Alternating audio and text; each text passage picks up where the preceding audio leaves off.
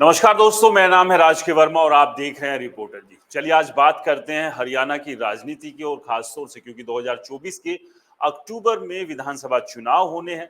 इस चुनाव को लेकर क्या कुछ सरगर्मियां हरियाणा में चल रही है और इस सब के बीच हर कोई ये जानना चाह रहा है कि इस बार मैदान कौन मारेगा, किसके नंबर ज्यादा लग रहे हैं, किसके कम लग रहे हैं और किसके बिल्कुल नहीं लग रहे हैं। इन तमाम बातों पर चर्चा करेंगे और आपको भी क्या लगता है हमें कमेंट्स कर जरूर बताएं।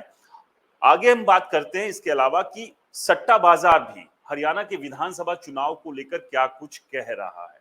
सट्टा बाजार में कौन सी पार्टी सबसे फेवरेट है और कौन सी पार्टी सट्टा बाजार से बिल्कुल गायब है, ये भी आपको इस वीडियो में हम बताएंगे।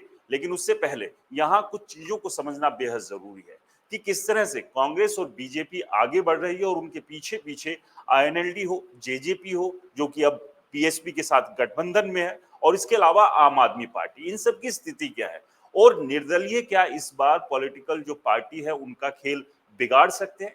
क्या निर्दलियों की भूमिका इस बार अहम हो सकती है अगर वो ज्यादा संख्या में जीतकर आते हैं। तो ये बहुत सारे ऐसे सवाल हैं जिनके जवाब खैर चुनावों के नतीजे आने के बाद ही साफ हो पाएंगे, लेकिन अभी सबके बीच किस तरह के क्या कुछ कयास लगाए जा रहे हैं ये समझना बेहद जरूरी है। एक तरफ लोकसभा चुनाव में 5 सीट जीतने के बाद लगातार कांग्रेस बीजेपी के ऊपर हमलावर है। कांग्रेस का कॉन्फिडेंस हाई है। हुड्डा गुट लगातार जगह जगह पर कार्यक्रम कर रहा और इसके अलावा एक बड़ा अभियान बीजेपी के खिलाफ छेड़ा है। यहां कांग्रेस बीजेपी के 10 साल के कार्यकाल के दौरान हुए कमियों और खामियों को लेकर आम लोगों के बीच पहुंच गई है। दीपेंद्र हुड्डा ने इसकी शुरुआत की है और वो अब पैदल मार्च कर रहे हैं और इस मार्च में हरियाणा मांगे हिसाब स्लोगन के साथ इसे आगे बढ़ाया जा रहा है। इस सब के बीच अमित शाह की एंट्री भी हरियाणा में हो चुकी है। अमित शाह महज कुछ चंद दिनों के भीतर ही 2 बार हरियाणा दौरे पर आए हैं। इससे आप ये अंदाजा लगा सकते हैं कि बीजेपी के लिए हरियाणा विधानसभा चुनाव कितना अहम है, जब खुद गृह मंत्री अमित शाह ने इसकी कमान अपने हाथ में ले ली है। पहले पंचकुला में वो पहुंचे थे और उसके बाद महेंद्रगढ़ में ओबीसी सम्मेलन में शामिल हुए, जहां पूरा दम खम दिखाया और कहीं ना कहीं इशारों इशारों में राव इंद्रजीत सिंह जो लगातार नाराज चल रहे थे बीजेपी से, उनकी तारीफ की और उनके कद और उनकी अहमियत को मंच के जरिए बताने की भी कोशिश की है। अब कोशिश यही है बीजेपी की जहां जहां वो मजबूत है उस मजबूती को और बेहतर करे और जहां से ज्यादा सीटें आ सकती है वहां पर कुछ नया गणित लगाया जाए, जिसके चलते किरण चौधरी को कांग्रेस से बीजेपी में लाया गया है। उम्मीद यही कर रही है बीजेपी की 7 से 8 जो सीटें हैं महेंद्रगढ़ भिवानी के आसपास की, जहां पर किरण चौधरी और श्रुति चौधरी जो कि उनकी बेटी है उनका प्रभाव है, इन सीटों को भी अपने खाते में बीजेपी कर ले। और किरण चौधरी के जरिए क्या जाटों को भी साधने की एक कोशिश है? क्या किरण चौधरी के जरिए जो नाराज, रूठे हुए, गुस्से में जाट हैं वो बीजेपी के साथ आ पाएंगे?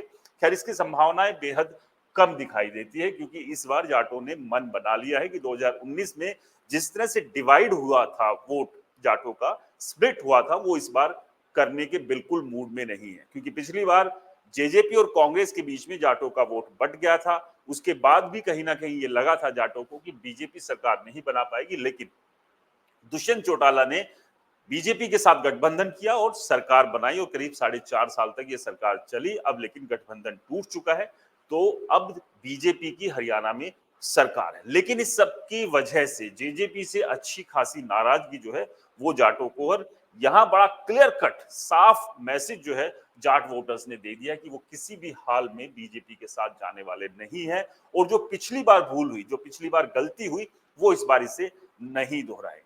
लेकिन इस सब के बीच ये भी समझना बेहद जरूरी है, जहां बीजेपी और कांग्रेस के बीच सीधी टक्कर दिखाई दे रही है, सीधा मुकाबला दिखाई दे रहा है। इस मुकाबले में कौन आगे है कौन पीछे है, खैर दोनों ही पार्टियां अपना अपना दावा कर रही है। कांग्रेस का साफ साफ कहना है कि इस बार बीजेपी को वो पूरी तरह से हरियाणा से साफ कर देगी, जिस तरह से लोकसभा में बीजेपी को हाफ किया है।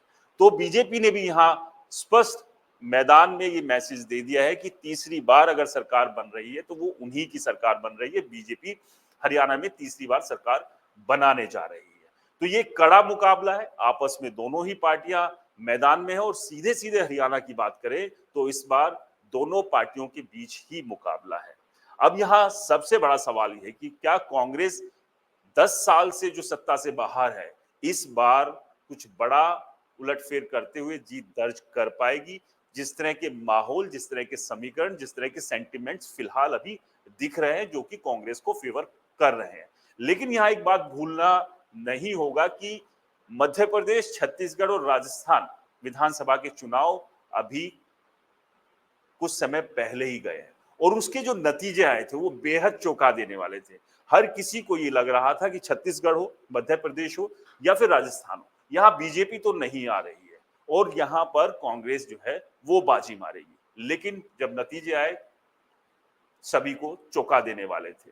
यानी कि तीनों ही स्टेट में बीजेपी ने बाजी मार ली थी और एक बार के लिए सभी के दिमाग सन्न भी रह गए थे कि आखिरकार ये हुआ कैसे। तो क्या इन 3 राज्यों में जिस तरह से गेम चेंज कर दिया था बीजेपी ने लास्ट मोमेंट पे, क्या इसी तरह से बीजेपी हरियाणा में भी गेम चेंज कर सकती है? तो राजनीति में किसी भी संभावनाओं से इनकार नहीं किया जा सकता। लास्ट मोमेंट पर क्या हो जाए ये कहना अभी बड़ा मुश्किल है, क्योंकि धीरे-धीरे जिस तरह से चीजें आगे बढ़ रही है, लगातार नायब सिंह सैनी की सरकार एक के बाद एक घोषणाएं कर रही है। कोशिश यही है कि दलित हो, ओबीसी हो या दूसरी जो जाति के वोटर्स हैं उनको किस तरह से लुभाया जा सके, उन तक मैसेज पहुंचाया जा सके और मनोहर लाल खट्टर सरकार के दौरान जो गलतियां और खामियां हुई थी उन पर भी कहीं ना कहीं अब बीजेपी के नेता खुलकर बात कर रहे हैं कि सुधार करने की कोशिश की थी मनोहर लाल खट्टर ने, लेकिन उन सुधारों के बीच कुछ कमियां खामियां भी रह गई है जिसे कि नायब सिंह सैनी सरकार ठीक कर रही है। तो एक मैसेज भी यहां देने की कोशिश कर रही है कि जब मनोहर लाल सरकार चला रहे थे उस दौरान जो तकलीफ, जो दिक्कत, जो परेशानी हुई वो कुछ बेटरमेंट के चलते की गई थी, लेकिन वो उल्टा हुआ। तो लेकिन अब उस उल्टे को सीधा नायब सिंह सैनी कर रहे हैं और उनके पास वो पावर भी है। अपराध को लेकर भी जिस तरह से एनकाउंटर को लेकर भी अब नायब सिंह सैनी ने अपनी सरकार की पीठ थपथपाई है। इसके अलावा कुटीर भवन की बात करें जो सीएम हाउस है चंडीगढ़ में, उसके दरवाजे भी कार्यकर्ताओं के लिए और लोगों के लिए खोल दिए। इस सबके बीच एक चीज और बीजेपी को जो संभालनी थी वो थी नाराज, गुस्से में बैठा उनका समर्थक और कार्यकर्ता। क्या बीजेपी उसे समझाने मनाने में कामयाब हो पाई है? क्योंकि ये भी एक बड़ा गेम चेंजर बीजेपी के लिए यहां पर हो सकता है। तो वहीं अगर कांग्रेस की बात करें, कांग्रेस में लगातार हुड्डागुट, कांग्रेस जो है लगातार लोगों के बीच जा रही है और कांग्रेस को यहां पर इस बात का यकीन है कि वो इस बार सरकार बना लेंगे और उसी के चलते पूरी रणनीति, शय और मात का खेल तैयार किया जा रहा है। लेकिन यहां कांग्रेस के सामने भी कुछ मुश्किलें हैं। सबसे बड़ी मुश्किल है गुटबाजी।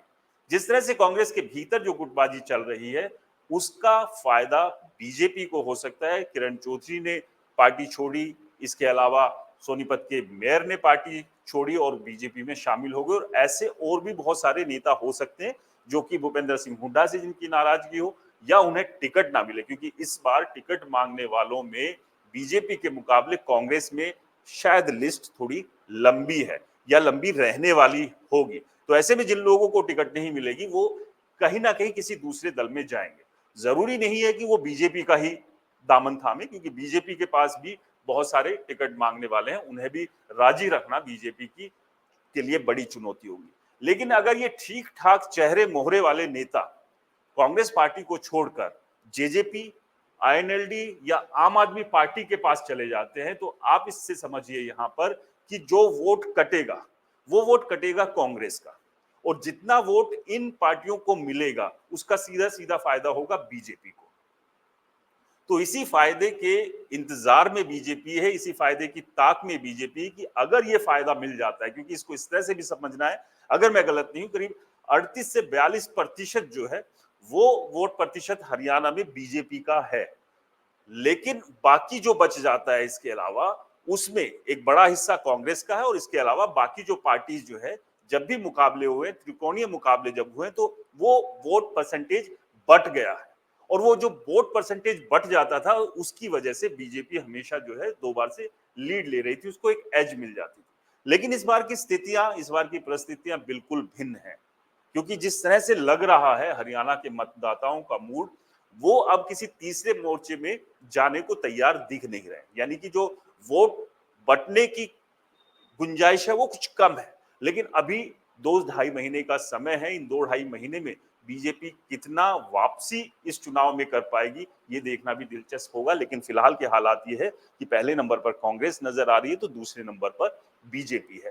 तो ये पहले और दूसरे की लड़ाई में बीजेपी और कितना नजदीक पहुंचती है, और नजदीक पहुंचते पहुंचते क्या जब विनिंग लाइन आएगी तो क्या उसे बीजेपी कांग्रेस से पहले क्रॉस कर पाएगी, या कांग्रेस जो है बीजेपी को पीछे ही छोड़ देगी। तो चलिए अब बात करते हैं सट्टा बाजार की भी, क्योंकि सट्टा बाजार का रोल भी बड़ा अहम है। बहुत हद तक बड़ा क्लियर जो है एक यहां से निकल कर आता है आंकड़ा कि सट्टा बाजार किस पार्टी को फेवरेट बता रहा है हरियाणा में जीत के लिहाज से। तो आपको बता दें कि कांग्रेस की जो स्थिति है अभी के हाल के सट्टा बाजार में वो है 54 से 56। यानी कि अगर फिलहाल के जो सिनेरियो, फिलहाल के जो हालात है, इन्हीं हालात में अगर चुनाव होते हैं तो कांग्रेस 54 से 56 सीट ले सकती है। ये सट्टा बाजार का अनुमान है। वहीं बीजेपी की बात करें तो बीजेपी इस बार 40 से बहुत पीछे नजर आ रही है, और ये आंकड़ा है 27 से 29 का। यानी कि मेजॉरिटी, यानी जो नंबर चाहिए सरकार बनाने के लिए, वो कांग्रेस के पास 45 से कहीं ज्यादा आते हुए दिख रहे हैं। यानी कि सट्टा बाजार का जो अनुमान है उसके मुताबिक अगर चलते हैं तो फिलहाल आज के हालात में अगर चुनाव होते हैं तो हरियाणा में कांग्रेस बेहद आसानी से सरकार बनाती हुई दिखाई भी दे रही है। और कहीं ना कहीं ये दावे भी किए हैं कांग्रेस ने कि 60 के आसपास उनकी सीट आएगी, तो सट्टा बाजार भी उसके आसपास ही सीट कांग्रेस को दे रहा है। लेकिन वहीं अगर बात करें अदर्स की, इस अदर्स में जेजेपी है और आईएनएलडी बीएसपी गठबंधन है, और उसके अलावा आम आदमी पार्टी और निर्दलीय भी रह सकते हैं। उनके हिस्से में सट्टा बाजार के मुताबिक 8 से 9 सीटें ही आती हुई दिख रही है। तो ये सट्टा बाजार का अनुमान है, और ये सट्टा बाजार का अनुमान हर रोज बदलता है। लेकिन फिलहाल अभी जिस तरह से पिछले कुछ दिनों से सट्टा बाजार का अनुमान चल रहा है, उसमें स्थिति कांग्रेस के हक में आती हुई दिखाई दे रही है। अगर कांग्रेस जीतती है तो फिर इसके बाद सवाल यह है कि मुख्यमंत्री कौन बनेगा, क्योंकि यहां पर एक बड़ा सवाल और भी है कि भूपेंद्र सिंह हुड्डा किसी भी हाल में ये नहीं चाहेंगे कि उन्हें इतने नंबर मिल जाए जिससे कि एक सिक्योर सरकार जो बना सके, क्योंकि वो कहीं ना कहीं यहां पर कुछ नंबर कमजोर चाहेंगे ताकि उनकी अहमियत कांग्रेस में पूरी तरह से बनी रहे। क्योंकि इस बात का भी डर है, अगर 54 से 56 सीटें कांग्रेस जीतती है तो ऐसी सूरत में हाईकमान क्या कहीं लास्ट मोमेंट पर पूरा गेम पलटकर हुड्डा या उनके खेमे से ना चुनते हुए किसी दूसरे व्यक्ति को हरियाणा का मुख्यमंत्री ना बना दे। तो इस तरह की भी चर्चाएं लगातार जो है हरियाणा के सियासी गलियारों में चल रही है। तो अब देखना ये दिलचस्प होगा कि जब चुनाव आगे बढ़ेगा किस तरह की स्थिति होगी। लेकिन फिलहाल के सट्टा बाजार के हाल जो हमने बताए वो एक बार फिर से आपको बता दूं कि 54 से 56 कांग्रेस, 27 से 29 बीजेपी और 8 से 9 अदर को सीटें मिलती हुई यहां पर दिखाई दे रही है। आपको क्या लगता है हमें कमेंट्स कर जरूर बताएं, और रिपोर्टर जी चैनल को अगर सब्सक्राइब नहीं किया है तो दोस्तों चैनल को सब्सक्राइब करना ना भूलें।